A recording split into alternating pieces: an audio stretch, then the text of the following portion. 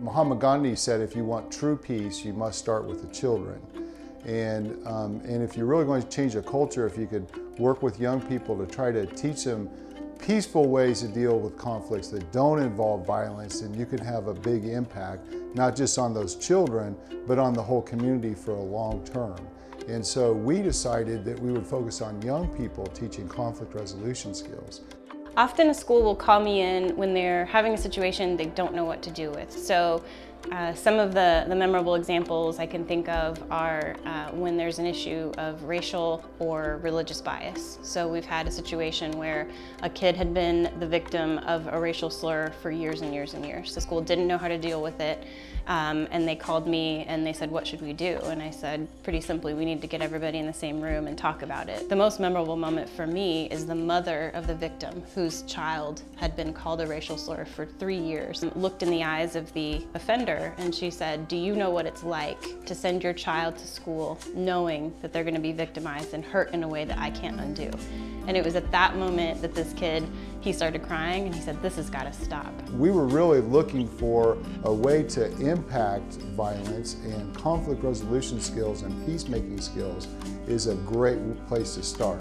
Because when young people learn that the only thing controlled by you is what you say and what you do. Nobody makes you say or do anything. It's up to you whether you choose violence or choose peace. If we challenge kids to that, they rise to the occasion and they choose peace. We could have punished those kids. We could have, pushed them out of that space, but instead what we needed was to replace that thought with a new thought, which was to understand the power of that language. So the prescription or the consequence was not go home and be alone and be suspended and expelled. The consequence was we're going to learn how to talk through our differences together. So I came back to the class and taught them how to use our language and use our skills at Peace Learning Center to talk through their conflicts. And then we also had someone come to the classroom who represented the community that was harmed to talk about the history of the word, and so that it became a real learning experience. And she said that was a really pivotal moment in her classroom where things began to really shift. One of the goals that we set early on was that kids would be our focus, and that's about 70 or 80% of our work, but we also need to work with adults in this community.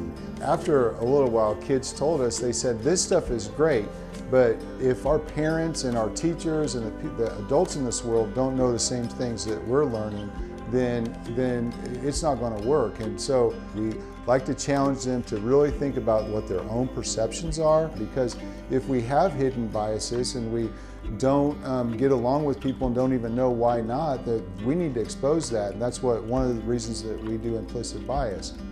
If Peace Learning Center weren't here, there would just be a vacuum, and there's nothing like it in our community. That we stand for justice. We're one of the places where marginalized people feel heard, feel connected, and there's no one else doing this work, sadly. There should be a Peace Learning Center in every city, because this is something that I'm yet to come across a school district or an organization anywhere that has all this together. Imagine a world where kids can access the kinds of tools to regulate their emotions, to say what they want to say, to be heard, and a system of adults that are ready and willing to work with these powerful, amazing, compassionate children. And that not only is possible, that's what we live every day. And so we want people to understand the power of what we're doing and be part of it however they can.